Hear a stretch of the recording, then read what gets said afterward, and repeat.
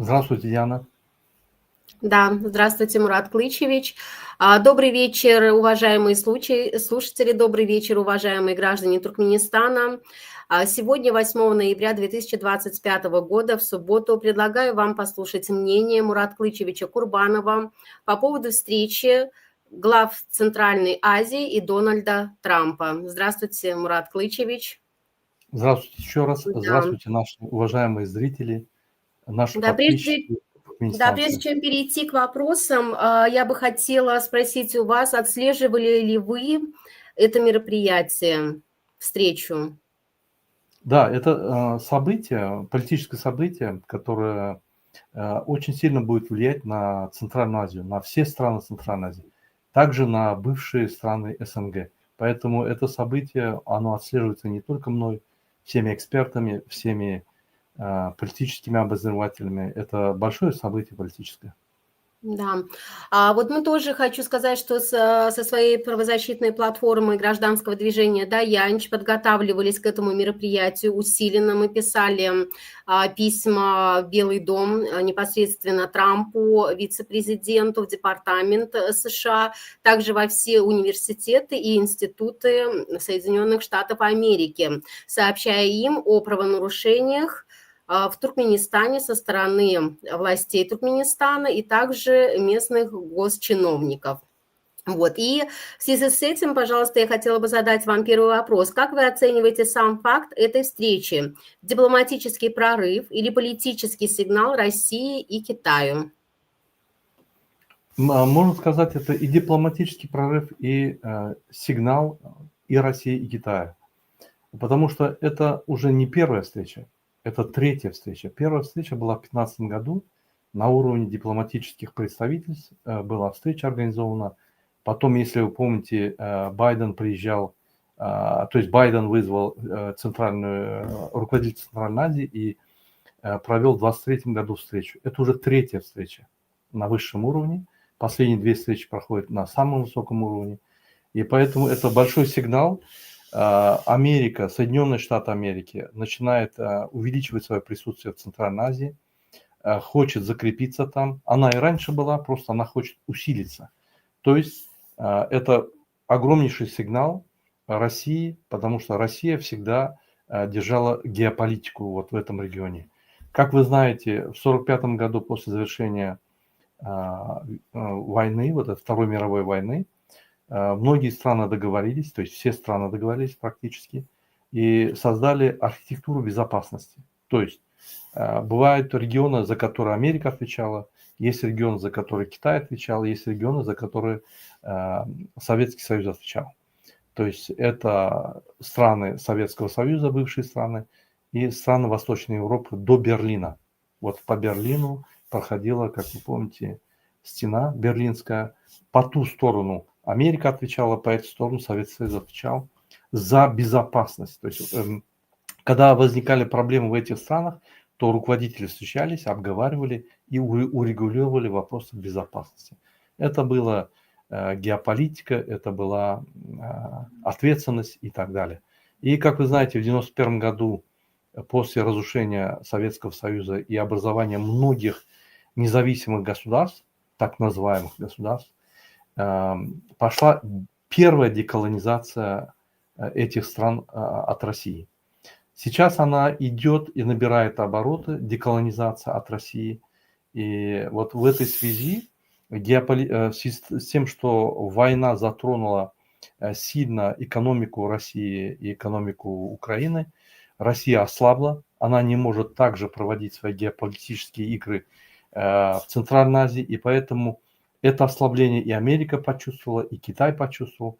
Китай давно уже присутствует в этом регионе. Он никогда там не был, он давно присутствует в этом регионе, в частности, в Центральной Азии. И сейчас уже Америка начинает усиливать свое присутствие. Это связано с тем, что ослабление России. Россия не может ответить на все возникающие там проблемы, вопросы, необходимости, и поэтому обязательно появляется новый игрок, геополитический игрок, это Соединенные Штаты Америки. К чему это приведет? Прогнозы можно делать, но надо смотреть на реальность. Мгм. Да, хорошо, благодарю. Вот непосредственно, так как мы являемся гражданами Туркменистана, естественно, нас больше всего интересовал и прогнозы, и вообще поведение все отслеживали именно Сердара Бердымухамедова, так называемого президента Туркменистана, да. Вот. Если вы отслеживали, вот сейчас возникает очень много вопросов, почему такой молодой, сравнительно молодой политик, который имеет несколько высших образований, да, почему он разговаривал именно на русском языке, а не на английском языке. Вот сейчас очень много вопросов в связи с этим возникают. Вот мой вам вопрос, почему он общался на русском языке, а не на английском, это раз. Во-вторых, его поведение, как вы оцениваете вот его дипломатические именно качества, смог ли он себя там проявить, заинтересовал ли он Дональда Трампа как личность и как лидер? И вообще вся его поведенческая линия, да, не только там, но и мы смотрели, например, новости Туркменистана, как всегда, там разговаривает диктор, и, естественно, не показывает, о чем говорил сам Сердар Бердымухамедов на этом мероприятии, то есть не говорил, а читал с листа, да, будем прямо говорить о таких вещах. Вот ваши замечания по поводу этого, что вы для себя взяли из этого, можно сказать так, не диалога, а монолога Сердара Бердымухамедова, его присутствие вот на G5+1? Ну, мое мнение, вот если взять, оно сугубо мое мнение, на этой встрече все проявили себя.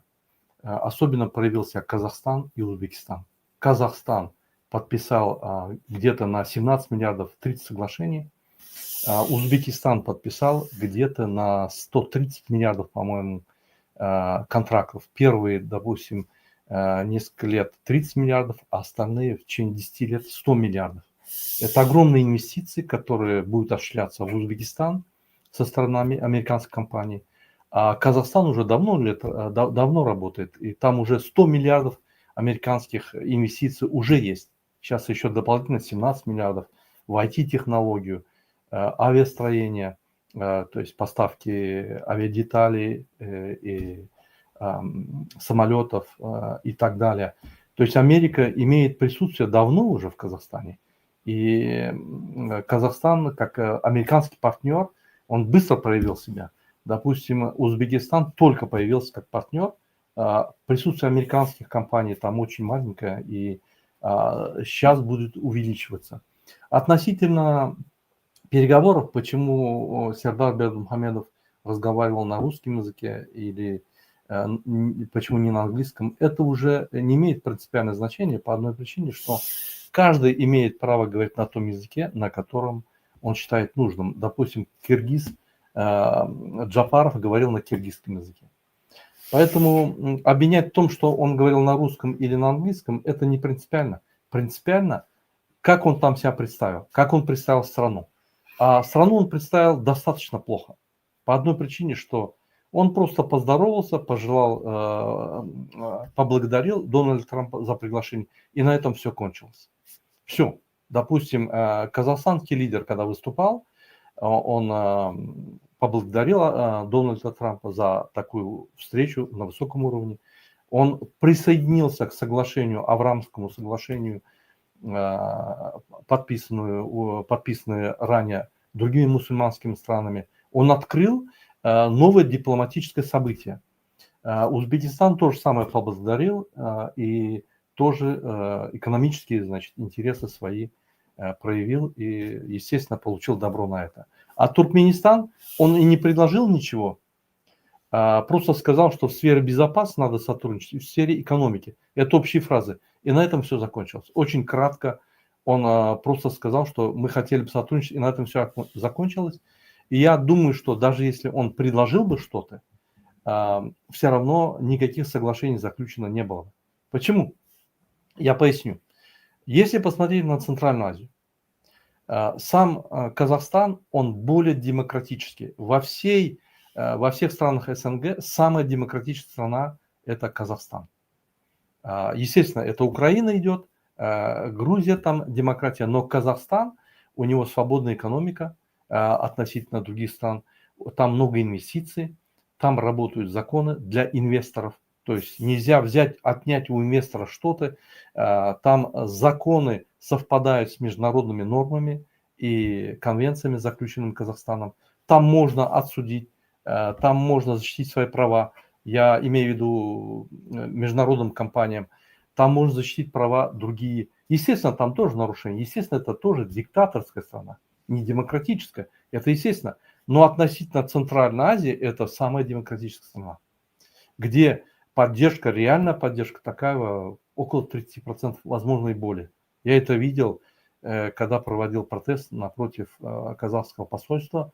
Очень большая поддержка у казахского президента. Естественно, это элита, которая его поддержит, это те люди, которые имеют выгоду с этой поддержки. Это естественно. Но и люди тоже поддерживают. Допустим, если сравнить туркменского лидера, да, у него никакой поддержки нету. Только тысячу человек, которые окружают его, которые кормятся и все. А это уже мизер, 0,0006%. Это ничего.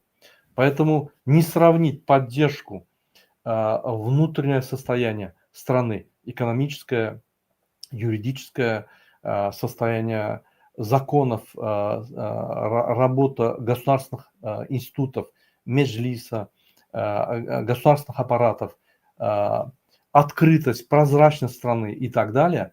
Туркменистан закрытая черная дыра, где меджлис не работает, где не работают законы, где коррупция по 100% из 100, где нельзя ни отсудить, ни законно работать на территории Туркменистана, ты обязательно должен давать взятки и так далее, где нету гарантий твоих инвестиций, и страну Казахстан, где на протяжении с 91 года работает очень много иностранных компаний, которые зарабатывают прибыль, там присутствуют, там создана международная площадка для общения, прозрачно, есть медиа и так далее. То есть все это относительно, конечно. Я не говорю, что Казахстан не является диктаторской страной тоже, но как говорится, в каких-то областях, да, во многих областях там более демократично по сравнению с Туркменистаном. Поэтому и инвестиции с удовольствием идут в Казахстан, они уже 100 миллиардов уже там давно работают, и еще 17 миллиардов дали.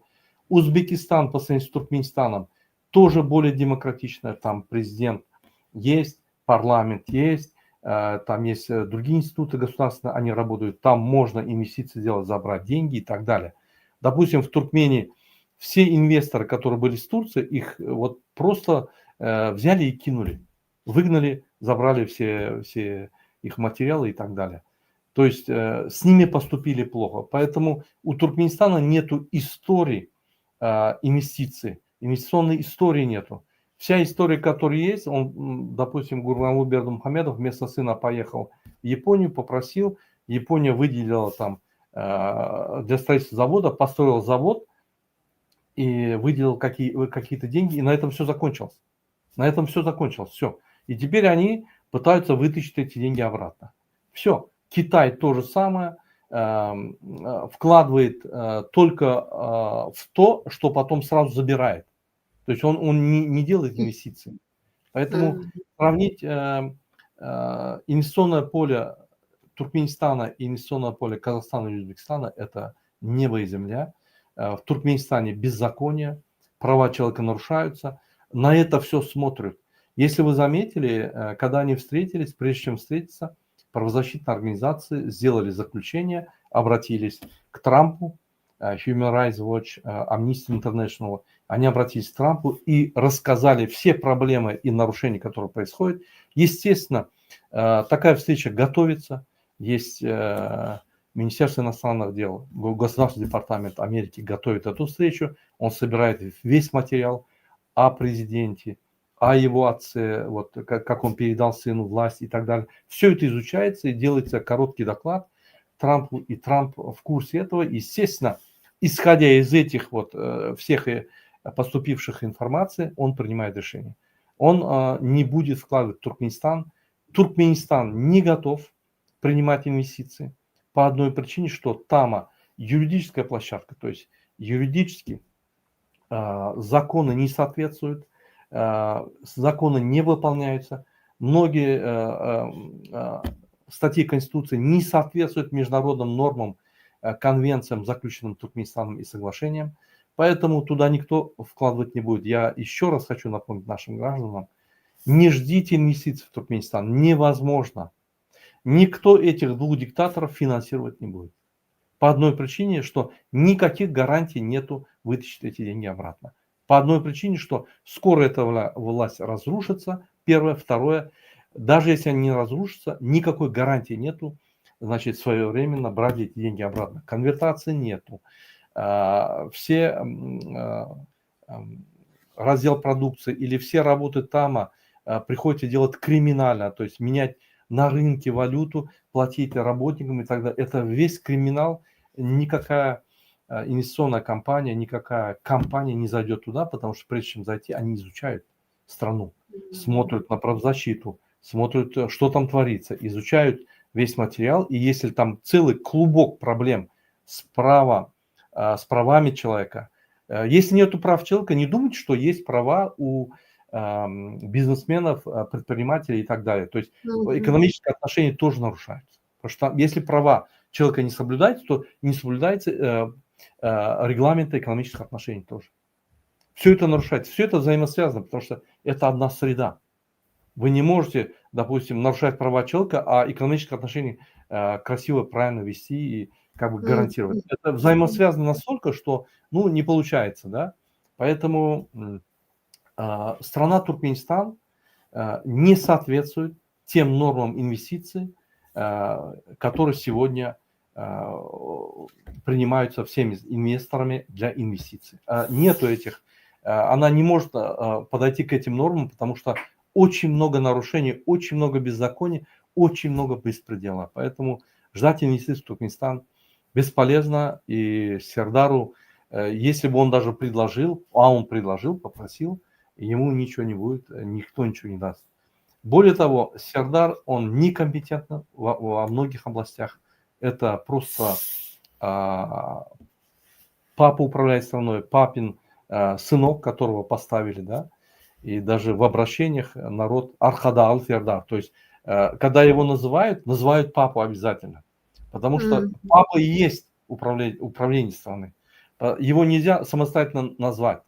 Он как бы Сердар с папой. То есть он не человек, допустим, президент, он самостоятельная личность, идентификация самостоятельная и так далее. Нет, его даже когда называют Аркадалы Фердар, то есть сначала папу называют, потом его имя произносят. Поэтому он зависимый. Он не может независимо разговаривать, политику вести. Даже ему листочек, если дадут, он некомпетентен вести переговоры, потому что вопросы, которые появятся, он не сможет ответить. Допустим, он предложит, ему вопросы дадут, он не сможет ответить, он некомпетентен. Он не владеет ни статистикой, ни экономическим образованием, ни предпринимательной жилкой, потому что напротив него, извините меня, Трамп. Трамп – это человек, который 6 раз обанкротил свою компанию, то есть фирму, и поднялся. Где-то он специально делал, где-то он действительно. То есть против него очень серьезный бизнесмен, который на грани фола делает свой бизнес, а против Трампа сидит папинский сынок, который ни в экономике не разбирается не то что в бизнесе, ни в дипломатических отношениях. Он просто, как говорят туркмены, чайрачи, открывает ленты, объекты и все. Он свадебный генерал, по-русски сказать. Поэтому вот ваши заявления, ваша информация в Твиттере, я видел очень много, я делился по возможности в Твиттере, ваши письма сыграли огромную роль для того, чтобы инвестиции в Туркменистан не пошли. Я вам одно скажу, если бы вы даже этого не сделали бы, инвестиции все равно не пошли. Но вы подняли все проблемы, те, которые Туркменистан сегодня делает, те проблемы, которые он создал для своего народа, да, похитил людей, занимается похищением активистов, бегает, уничтожает их, борется против оппозиции, нету свободной прессы и так далее, и так далее, и так далее. То есть весь букет нарушений вы просто напомнили, и поэтому все вот эти международные организации, прежде чем Трамп встретился, он получил и доклады, и встретился с ними, переговорил, и они имеют полную информацию. Поэтому по Казахстану ситуация более-менее, и поэтому инвестиции пошли. Узбекистан более-менее, инвестиции пошли. Вот простой пример по Узбекистану. Джума Сапар, наш каракалпакец, он из тюрьмы звонит своему отцу, звонит за границу и говорит, какая у него ситуация. То есть и адвоката дали, и суд был, и президент позвонил. То есть прозрачно все было. Омбудсмен участвует. Да, людей не воруют, не пропадают люди, нету геноцида своего народа. То есть, чтобы удержать власть, вот у Гурбангулы Бердымухамедова и Сердара Бердымухамедова никаких инструментов нету, кроме запугивания, давления на родственников и пропаганды. То есть о них. Больше никакого инструмента нету. Например, экономические особенности, экономические успехи, дипломатические успехи, социальные успехи какие-то. Ничего нету. Поэтому нету инструментов. У них только один инструмент – давление на людей, второй инструмент – пропаганда. Все. И если вы обратили внимание, куда они не приходят, они только ленточку открывают, только где хорошо, и это музыка, и танцуют, и все кричат. Даже Сердар называют Архадал Сердар. То есть папин сыночек. И все. Поэтому кто сделает инвестиции? Здравомыслящий человек не сделает, а бизнесмены или крупные компании, поверьте, там есть эксперты, аналитики, они поднимают всю информацию, они читают доклады ООН, доклады Human Rights Watch, и они смотрят, потому что с этим они столкнутся там. Поэтому, поймите, они очень серьезные люди, которые заработали на рискованных рынках, они риски правильно могут оценивать, поэтому, чтобы завести их туда, просто обманом, как Гурбангулы Бердымухамедов делает, вот, страна как куколка, все здесь хорошо, вот, все нормально, это не пройдет.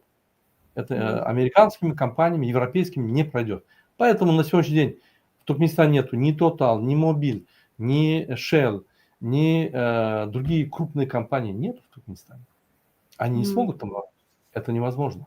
Поэтому ваша роль, которую вы осуществили, она огромная. Вы просто напомнили всему миру, вы напомнили этим международным организациям правозащитным, которые оказали давление на Трампа, которые рассказали все, что творится. Он, исходя из этого, если обратили внимание, с туркменской делегацией особо-то и встречи-то не было. Общая встреча и все. Потом 2-3 у них заготовленных там сенатора, там ни о чем разговор был тоже. И 2-3 бизнесмена, все. Больше ничего нету. То есть ни одно соглашение не подписал. То есть президент какой-то страны приехал на встречу с Трампом в составе делегации из 5 руководителей.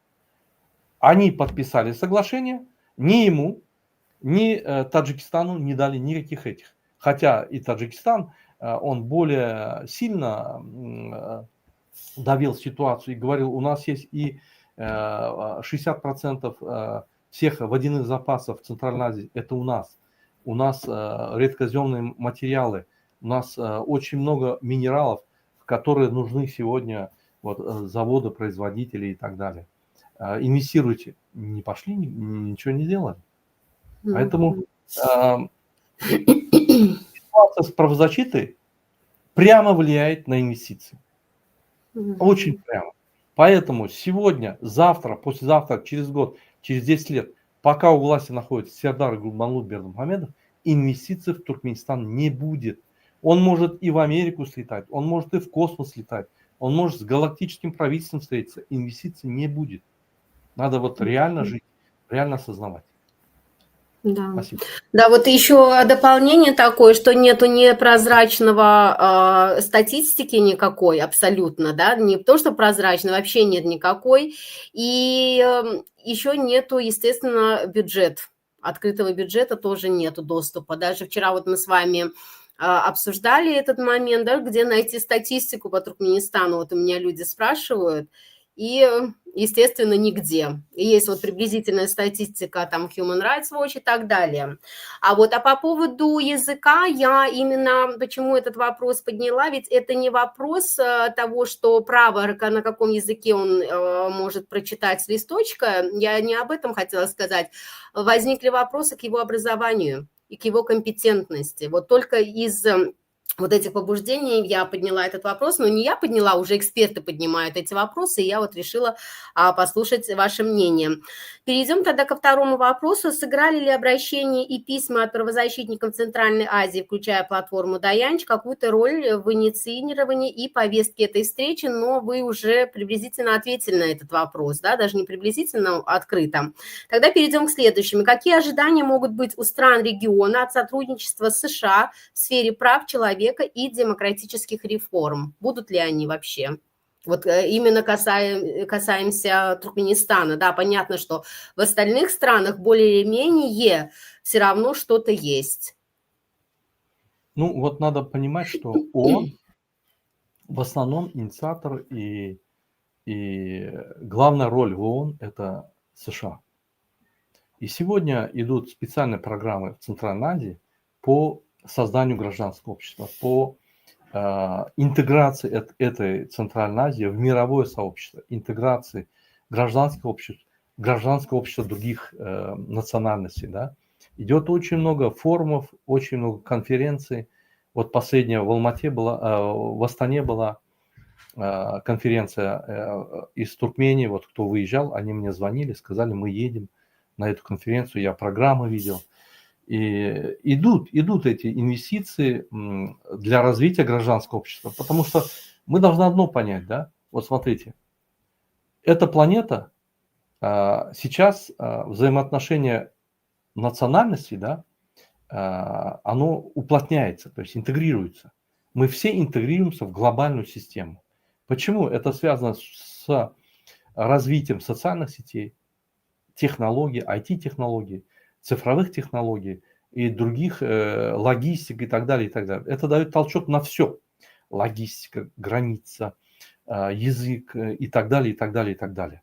То есть сейчас, допустим, если в Америке что-то случится, буквально кто-то выложит ТикТок сразу, и сразу в эту же секунду в Туркмении могут узнать об этом. Или в Туркмении что-то случится, кто-то выложит в ТикТок, в Америке могут узнать об этом. То есть настолько скорость информации высокая, и поэтому идет глобализация, информационная глобализация, цифровая, логистика, все идет глобализация. И кто в этой глобализации найдет свое место и сможет конкурировать, тот будет на высоте, тот будет на гребе волны. Поэтому Туркменистан, он настолько отстает по развитию гражданского общества, да, по развитию национальности, туркменской национальности, да, по интеграции этой нации туркменов в мировую интеграцию, мировую культуру, мировую экономическую, политическую, социальную сферу и так далее. Поэтому мы настолько отстаем, но Америка одно поняла, и Европа поняла это, что мы находимся на одном пароходе. Не может Америка классно жить или Европа классно жить, и где-то в Туркменистане криминалом занимаются, наркотики продают, криминал там рождается, оттуда люди вынуждены выехать в Европу, в нагрузку Европы, там они зарабатывают нелегально, отправляют деньги в свою страну, это какая-то нелегальная нагрузка. И вот эти все неудобства, нелегальная, иммиграционная нагрузка, социальная нагрузка, какой-то туркмен кого-то убил, что-то сделал. Потому что когда ты без документов, ты в криминал заходишь. Хочешь, не хочешь. Не только туркмены. Все заходят. И вот Европа и Америка от этого хочет очиститься. И она понимает, что в Америке, если это очищать, оно будет всегда приплывать. Поэтому они решили регионами очищать это. То есть против криминала, для прозрачности государства, для прозрачной деятельности. Поэтому кого они найдут, кто, допустим, связан с коррупцией, они преследуют. Они блокируют счета, арестовывают недвижимость и так далее. Вот я Егеновым говорю, они на очереди. их будут преследовать, арестовывать счета и так далее. Поэтому, чтобы как бы влиять как на этот регион, надо там присутствовать. И поэтому есть подразделение ООН, которое присутствует, которое проводит эту работу, огромную работу. Есть разные подразделения ООН, есть ЮНИСЕФ, есть там очень много организаций, и они делают эту работу, они интегрируют местное население в глобальную дипломатическую, культурную, социальную, гражданскую интеграцию. Поэтому это идет, это и было, и идет. Сегодня, вот после этой встречи, так как компании придут, это будет усиливаться. Присутствие Америки будет усиливаться. Потому что где идет инвестиция, туда не только бизнесмен заходит. Там и консул начинает плотнее работать, посольство начинает плотнее работать. Туда приезжают уже и население Америки интегрируется, про туристов больше и так далее. То есть идет взаимоинтеграция. Поэтому обязательно это даст толчок. Все будет зависеть от ситуации войны Украина-Россия. Если Россия распадется или Россия в экономический кризис упадет, то есть очень сильный будет экономический кризис, то усиление Америки там будет высокий. Сами эти страны азиатские будут требовать инвестиций больше, больше влияния, они будут сами просить это делать. Потому что, к сожалению, руководители Центральной Азии, они никогда не были самостоятельными. Никогда. Всегда 100 лет мы были под Россией. Советский Союз, Россия. Поэтому сегодня я говорю, что мы должны... Первая деколонизация была в 1991 году. В 2001 году пришел Путин, построил СНГ, там непонятное, да, которая почти развалилась. Вторая деколонизация началась с войной в Украине. Все эти централизации страны поняли, что с Россией надо быть осторожным. В любой момент может начать войну. Надо отдаляться потихонечку. Вот вторая деколонизация пошла. И на третьей деколонизации мы полностью оторвемся от России. И, к сожалению, сегодня руководители Гурбангулы и Сердар Бердымухамедовой, они ищут хозяина, патрона себе. Вот почему Гурбангулы Бердымухамедов не поехал? Он должен был поехать по его идее, по логике, но его там не приняли. Сердара, сыночка приняли, сыночек пришел, спасибо за приглашение сказал, и все, и на этом все закончилось. Потому что всегда папа ездит и решает все вопросы. Сыночек это свадебный генерал. Поэтому я думаю, что влияние Америки в регионе будет увеличиваться, потому что если уже 17 миллиардов дополнительно пойдут на Казахстан и 130 миллиардов пойдут на Узбекистан, уже там будут открыты платформы американские, дипломатическое посольство будет увеличиваться, присутствие ООН будет увеличиваться, и, соответственно, влияние будет увеличиваться. Если на Узбекистан влияние увеличивается, поверьте, и Туркменистан будет, влияние на Туркменистан будет увеличиться, потому что посольство в Туркменистане и в Узбекистане будет плотно работать между собой, и они работают плотно. И как бы они будут замыкать эту линию, потому что смысла нету увеличивать влияние только Узбекистан и Казахстан, смысл есть увеличить влияние во всем регионе. Это и есть региональная политика. Они будут увеличивать региональную политику. Всегда начнется с денег. Где деньги, там и политика появляется. Как вот делает Китай экспансию. США хочет ограничить Китай. Китай ограничить хочет, ослабляя Россию и уводя Центральную Азию. Потому что Центральная Азия и Россия – это ресурс Китая. То есть Китай берет очень много ресурсов там. И дешевые ресурсы, которые его экономику оживляют. Поэтому если американцы смогут там их остановить, тогда у китайцев начинается проблема экономики. То есть сегодня она перегрета, экономика Китая, и если ресурсы дешевые не будут, а дорогие будут ресурсы, то конкурентоспособность упадет, и рентабельность упадет, и даже в убытки уйдут очень многие заводы, предприятия, потому что Китай очень сильно инвестирует внутри страны. Вот даже есть там заводы строятся, да, машины производятся и просто на свалку выкидываются. Для того, чтобы люди работали, для того, чтобы изучали технологии и так далее. Представляете, как они деньги выкидывают? И она сегодня перегрета, и американское влияние на Центральную Азию и ее закрепление там, она может заблокировать ресурсы из Центральной Азии в Китай, и Россия через санкции, и тем самым они могут ослабить Китай. Идея Трампа – это ослабить Китай, потому что если Китай не ослабить, он будет мировой лидер. Мы хорошо сейчас понимаем, что не обязательно внутри страны демократия должна быть, чтобы ты был мировой экономический лидер. Примером может служить Китай. Там нет такой демократии, но он является мировым экономическим лидером сейчас, в данное время. И он обогнал по многим позициям Америку. Но, к сожалению, это этапный период. Он на каком-то этапе может обогнать, но когда экономика развивается, и если не подтягиваются демократические процессы за развитием экономики, то она останавливается. Это единый организм, как я только что говорил. Если нету права человека, инвестиций не будет. Если нету инвестиций и нарушаются права человека, то перспективы у Туркменистана никакой нет. Поэтому, если вкратце сказать, влияние Америки будет только увеличиваться, Россия будет экономически только падать, потому что санкции свое дело делают, и ожидать в Центральной Азии новые события стоит и надо ожидать. Это будет толчок для вот этих вот революций, я думаю. Поэтому мы будем наблюдать за этим. Я думаю, что нас ожидают большие события. Да, будем ждать, конечно, ждем, будем ждать. А вот вы сказали, да, что Америка начала именно зачистку тех, кто как бы сейчас неплодотворно влияет на демократические страны, в том числе и Америку. Мы можем привести пример Венесуэлы сейчас?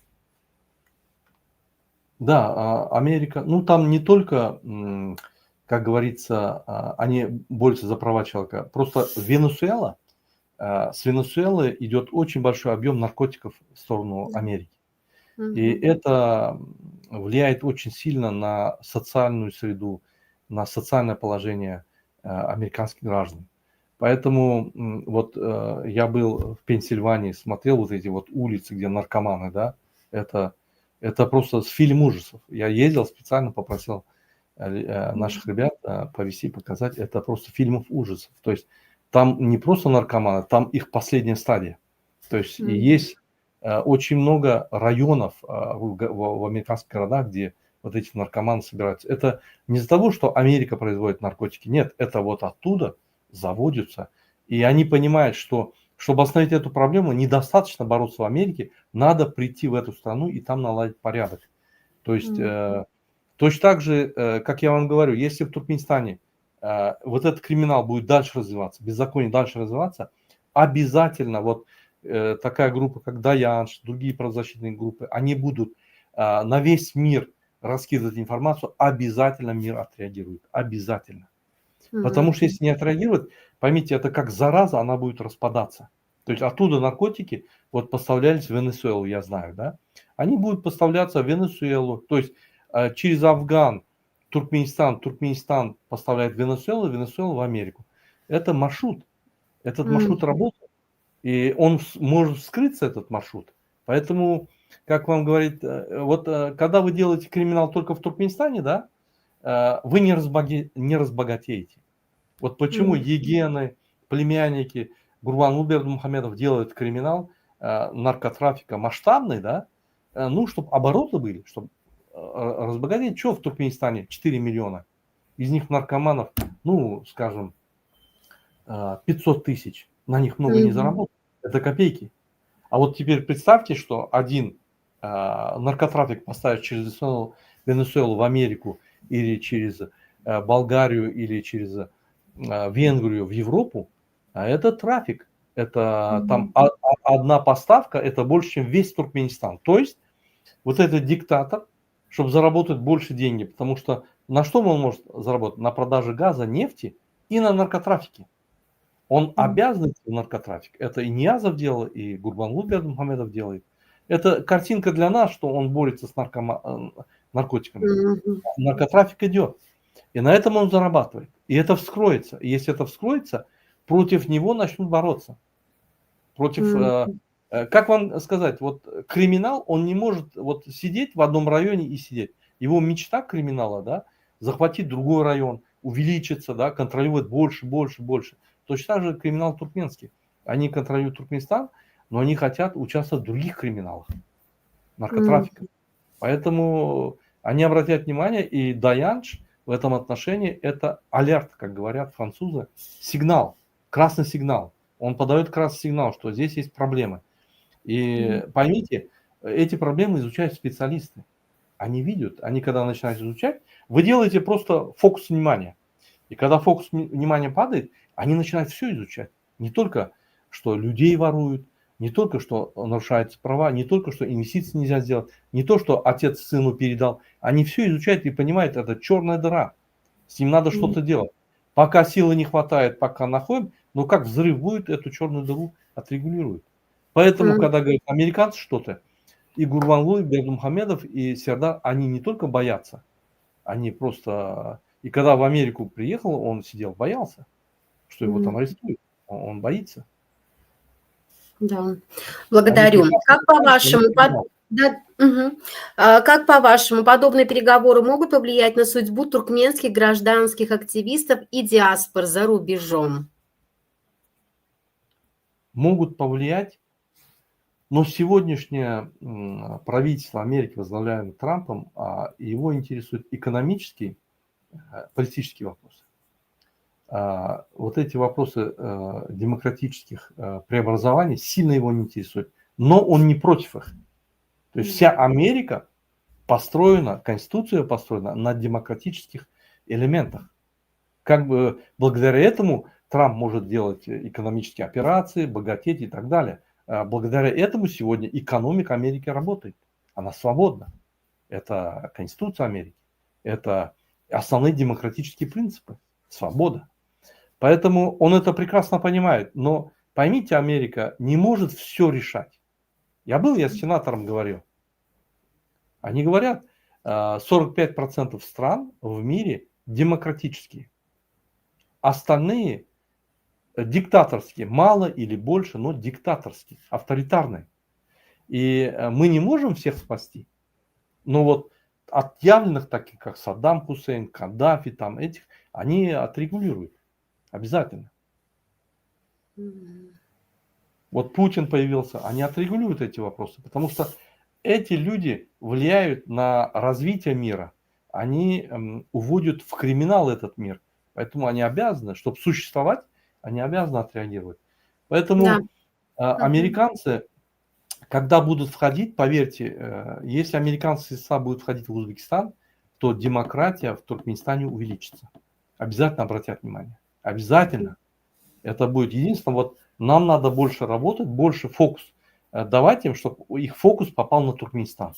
И тогда они, как говорят, будут реагировать. Сегодня, когда американское посольство что-то говорит, Туркменистан исполняет сразу, без задержки. Даже если он не прав, он исполняет. Понимаете, поэтому это для гражданского общества Туркменистана, для тех, кто проживает за границей, это очень хорошо. Это очень хорошо, и оно даст свои плоды. Возможно, не так быстро и скоро, но оно даст свои плоды.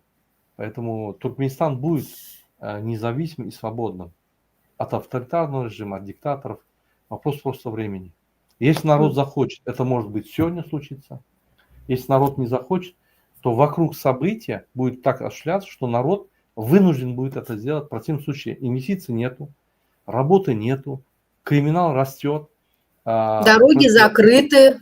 Да, дороги закрыты, конвертации нету. Все будет только ухудшаться. Вот сейчас в Туркменистане хотят закрыть интернет и ТикТок. Я вот обращаюсь к нашим гражданам. Ваш ТикТок скоро закроют. Если вы будете молчать, реакцию не давать, ваш ТикТок закроет. Правительство Гурбангулы Бердымухамедова со своим сыночком настроено закрыть вам глаза и уши, чтобы вы сидели и песни пели Аркада Шохрат, Аркада Фердара Шохрат и так далее. Поэтому каждая нация выбирает свой путь. Мы как нация должны заявить о себе. Мы должны что-то сделать. Да, благодарю. Мурат Клычевич, на самом деле вопросы закончились. Очень интересное интервью. Я бы хотела еще пару слов и ваше мнение послушать о постпреде в США, которая аплодировала, когда увидела Сердара Бердымухамедова. Вот у меня такой вопрос возник. Она ведь столько лет живет в Соединенных Штатах Америки, да, и пользуется всеми демократическими институтами и пользуется всеми благами, которые принадлежат точно так же и туркменскому народу, да, то есть она там целенаправленно должна заниматься демократией в Туркменистане и проблемами. А как вы оцениваете ее работу и ее вот эти вот выходки по отношению к диктаторскому режиму? Вот если не ошибаюсь, вы говорите о Аксултан Тураевой, да? Да, да. Давайте ее покажем, потому что это очень важно. Давайте. Мгм. Я о ней готовил материал, но не успел выпустить, да? Сейчас я ее покажу. Вот. А я сейчас ее изучаю на самом деле, ее Да, биографию, ее интервью все. это очень необыкновенный человек. Народ должен знать о ней, потому что она будет привлечена к ответственности. Я вам объясню, почему. Надеюсь. А потому что вот в течение 5 месяцев мы на самом деле от нее ни одного ответа не получили. Вы не получите никогда. Это Мгм. очень хитрый человек. Этот человек, благодаря чему диктаторский режим существует. Она скрывает всю информацию со всего мира. Посмотрите, вот я сейчас ее покажу, чтобы весь народ, наш народ видел ее. Сейчас, одну минуту. Но я хочу сказать, что мы в соответствующей структуре об этом тоже сообщили. Вот она, вот эта женщина, ее зовут Аксултан Тураева. Это обычный, вот сейчас я покажу крупным планом. Сейчас, одну минуту. Так. Это обычный функционер, мошенничество. Я объясню, почему она мошенничество. Одну минуту.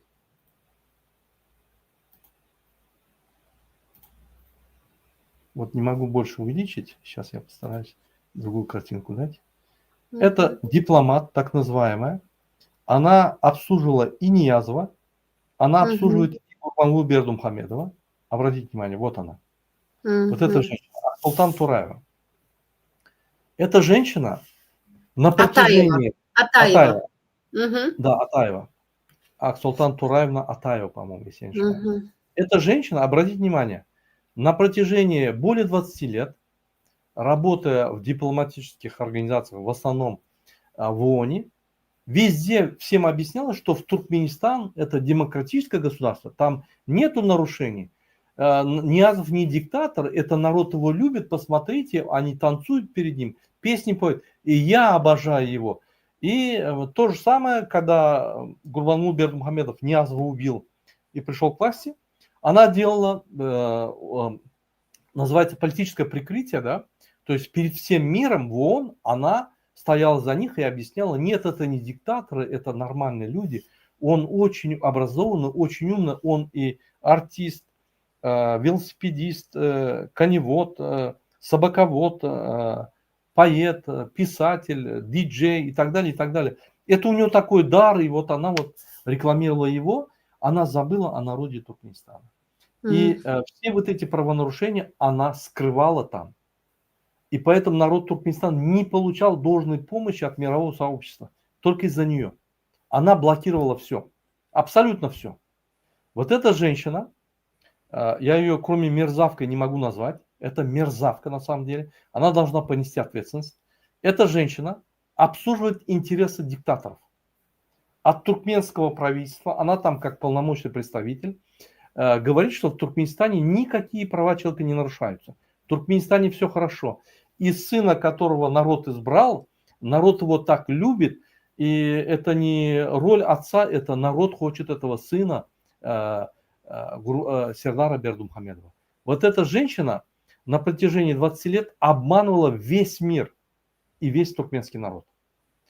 Она, если, допустим, Гурбангулы Бердымухамедов всего лишь 18 лет делает преступление, она делает более 20 лет это преступление. У нее больше ответственности, чем должно быть, чем у Гурбангулы Бердымухамедова. Поэтому эта женщина является мошенницей. У нее сын, зять, занимается бизнесом в Туркмении. она, выступая, поддерживая этот режим, как и вот эти подхалимы, о которых мы делаем материалы, она обслуживает свою семью и обслуживает этих диктаторов. Она их облизывает, она их защищает на международной платформе, она там держит оборону от всех вот этих правозащитных организаций, от всех, и она там защищает диктаторов. Защищала Ниязова, теперь защищает, значит, Сердара Бердымухамедова, она защищала Гурбангулы Бердымухамедова. То есть у ней 3 уголовных дел. С Ниязовым связаны, с Гурбангулы Бердымухамедовым и теперь с Сердаром Бердымухамедовым.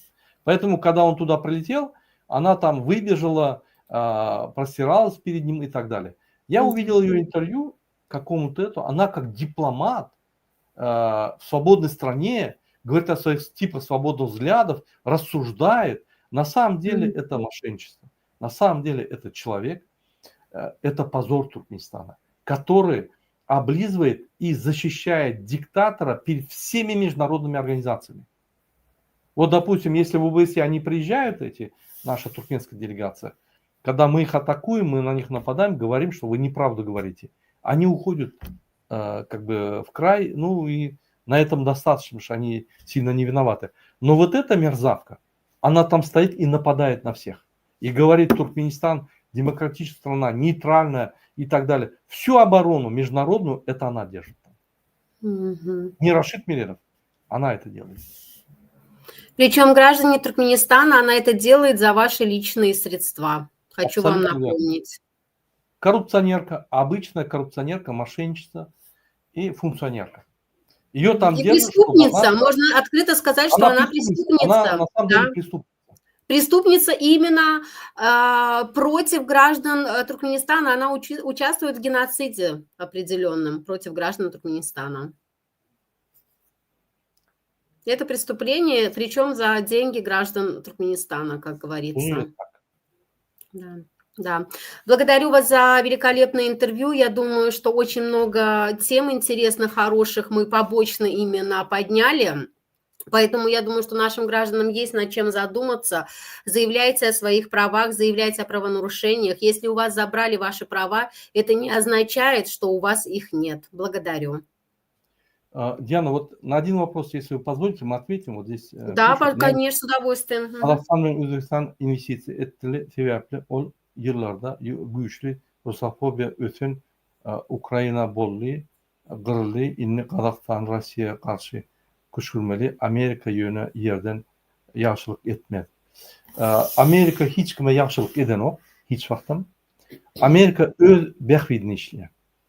Amerika senin işlerine eğer sen Amerika'nın işlep öz bəxvidini talep ettin, senin bəxvidin var, Amerika'nın bəxvidi. Eğer sen Gurbanlı ya Serdar Berdimuhamedov yani Donald Trump'ın yanına imzam otursan, yani şkolnik yani. Ondan sen Türkmenistan bəxvidini adı bilen o, din Amerika'nın bəxvidini etmeli olacak. Amerika bilen Amerika çığırlaşmalı. Yani fiilap, hormat koyup yönü bəxvidini sıptırmalı. Ola bir. Neyemçip Kazakistan'a investisiya edilir, neyemçip Özbekistan'a investisiya edilir, neyemçip Türkmenistan'a, Kırgızistan'a, Tacikistan'a edilmedi. Yine ünsörüm. 90-yılcı yılda bir topar devletler emel geldi. Merkez Asya devletleri ve Rusya. Rusya ulu investisiyalar geldi Amerika'dan. Ulu. 2014'te Rusya Kırım basıp aldı, investisiyan yarısı gitti. 2020'de Ukrayna topurlu, investisiyan hem besi gitti. Şu vaxtlar 90'da Amerika gelenine Kazakistan'a da geldi investisiya. Kazakistan'a 90'yılcı yıldan şu güne çelli 100 milyarddan qoğrak investisiya koyuldu. Yani Özbekistan'a az koyuldu, Türkmenistan'a hiç az koyulmadı. Sebebi Kazakistan ösün nögület. Türkmenistan'ın arasına dengeçtirir yerler. Bank sistemi boyunca ve biznes boyunca Kazakistan hemme devletler olup geçiyor. Demokrasiya boyunca mümkün olmadı Ukrayna'nın ya da Грузияның yönü bank sistemi, kredit денежное обращение ve biznes boyunca ortadan öde. Kazakistan. Kazakistan ömürden devlet. Şunun için o yerde kanunları işliyor. O yerde halkara konvensiyalara, konstitusiya dengeliyor. Türkmenistan'ın konstitusiyası, şu konstitusiyası halkara konvensiyalar ve Türkmenistan'ın bağlanışlarının kontraktlarına, dogolarına dengelen o. Şunun için hiç kim investitsiya Türkmenistana bermedi, hiç wagtdan bermedi. Siz özüňiz bir ýanky döwlede investisiya edermediňiz, duruşy kriminal berdi. Etmerdiňiz elbetde. Ine şolam etmez. Hiç bir döwlet. Indi siz Amerika diýeniňizde Amerika döwleti gelip investisiya edenok. Amerika döwleti aýdýar öz biznesmenlerine şu döwletde biz kanuny gorap bilýär, biz haklaryňyzy gorap bilýär, investisiya etmeli diýip meşbari soglашение bol çekilýär. Şuň aşagynda bolsa biznesmenler öz arasynda kontraktdan baglaşyp işleýär. Ine şu ýaly Gazakystan döwlet häzir ortalardan hem köp işleýär Amerika bilen. Ol Ukraina bilen ýanky bagly. Gazakystanyň içiniň ykdysady we syýasy ýagdaýlary, sosial ýagdaýlary, ýagny bir minut men ana nimede de otyryn ýanky TikTok'ta da otyrdy. Onun ýagdaýlary şertleri gatgy investisiýa üçin, şoň üçin investisiýa geldi. Häzir Özbekistan öz kanunlary düzüp başlady, investisiýa çekip başlady. Türkmenistanyň demokratiýa, azat söz, azat ýanky medeniýet zat goýmasa, adamlar çykaryp gitjek ýerine gider ýaly, içine haklar bermese, adamlar haklarını gora bilmese investisiýa gelmez. Şoň üçin Amerika gelip seni öldürýär ýa ýudýar ýa seň nimäňi alýar diýip ýok. Neferden Günorta Koreya Amerika investisiýa etdi, galyp gitdi. Hana Ýaponiýa Amerika investisiýa geldi, galyp gitdi. Amerika gelen ýerine eger uruş bilen gelmese, pul bilen gelse galdyrýan da döwlet ýa pul gelýär. Ine sen seyret, Türkmenistany gelip ýörsiň. Amerika gelip milliardlarça pullar goýup başlady. Bir zawod kurup başlady. Şu zawodyň işgally senden haridarlar, senden servislerler pul aýlanşy köpelýär we platispasobность köpelýär adamlaryň. Türkmenistan baýa. Mysal üçin neft gada investisiýa goýulsa, saňa da derýär şonu investisiýa. Saňa da gelýär. Şöýdäki işleýän adamlar kwartirany arenda alýar. Şöýdäki işleýän adamlar şähere gelip çöleňi alýar, suwuňy alýar, onyňa tölýär, taksyňy tölýär. Şu pullar gelýär da. Sen oň düýü Amerikadan gelýär. Oňa näme biz Amerikadan investisiýa gelse, Türkmenistan galdyrýan bolsa, halkynyň ýagdaýyny gowuşdurýan bolsa, näme biz ýok diýeli. Kimler alýar investisiýa? Rossiýadanmy? Rossiýa pul goýar, ýöne seni koloniýal edip saklar. Saklawym geldi. Şoň üçin Gazakystan utuşdady hemme ýurtlardan investisiýa alýar. Amerikadan, Angliýadan, Ýewropadan, ýanky Hytaýdan dürli investisiýony paket edýär bolyp, her kimiň dowlaty bar. Bir-birinden geçilenok balans saklıyor. Muhitlik diýilýär, dekinlik diýilýär. Şoň üçin ýanky soruňyza jogap bereýin. Näme üçin Gazakystana, Özbekistana investisiýa edildi? Sebäbi uluň içindäki kanunlar, konstitusiýalar, halkara konwensiýalara deňelýär we investisiýaň garantiýasy bar şöýde. Näme şoýra baryp 5 tane prezident baryp 5 tan şo bir dille ho. Bir artyk meşgulany bar. Näme üçin Tacikistana berilmedi? O ýerde de kanun ýok. Näme üçin Kırgızstana berildi? Kriminal Kırgızstana. Näme üçin Türkmenistana berilmedi? Kriminal Kırgızstan. Näme üçin Türkmenistana berilmedi? Kriminal. Näme üçin Gazakystana berildi? Kriminal ýok. Näme üçin Özbekistana berildi? Parlament hem işleýär, hökümet hem işleýär, Gazakystan struktury bar, hemme zat işleýär. Goýun puluny alyp bolýar, suwda baryp ýeňip bolýar. Gorap bolýar puluny. Şondan ol beýleki geopolitikada da girmeň. Häzir geopolitika aňsat. Ol ýaly indi ýok. Häzir hemme ýerde ýanky täzeden architektur bizapaslyk gurulýar. Hemme ýerde dünýä ýene 3-4 ýyl o ýerde uruş bar, bärde uruş bar, bärde biriniň bilýanyňy köp bar, bärde täzir pes bar, intek stabilnis bolunça 3-4 ýyl gerek. Ine şu ýagdaýda biz ýurdumuzy ýyldyrmalylar, biz kriminalga girmeliler. Ine bizim maslahatımız. Спасибо, я извиняюсь. Да, ну замечательно, хороший вопрос, замечательный ответ. Поэтому благодарю вас за ваше мнение, за ваше интервью. До скорых встреч. До скорых встреч. Спасибо вам тоже за то, что вы вот так вот просвещаете. Я очень горжусь группой Даянч. Молодцы, девчонки. Работаете хорошо в масс-медиа и в других вот административных вопросах.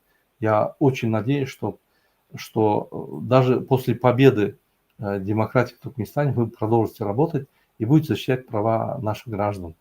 Кто бы ни был президент, кто бы ни был представителям власти, всегда будут нарушения. Маломальские, не такие криминальные, как сейчас, всегда надо эту защиту делать, всегда надо будет права защищать. Защищая права, мы заставляем работать Конституцию, мы в правовом обществе, мы в нормальном, стабильном обществе будем жить.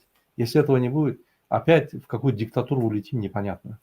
Поэтому огромное спасибо и за интервью, которое ты делаешь. Как я всегда нашим сотрудникам говорю, вы как Зинедин Зидан, играющий тренер. Молодец. Ты и борешься, и руководишь, и делаешь многие работы. Молодец. Очень Да, хорошо, нужно стараться поддерживать, пока наше общество не станет достаточно образованным, не выйдет на достойный уровень, поэтому пока будем работать в нагрузке, а потом я думаю, что многие граждане к нам подтянутся, и у нас будет большая, хорошая команда и сила. Очень надеемся на это. Да, благодарю вас. До свидания, благодарю вас. Да, всего хорошего. Все.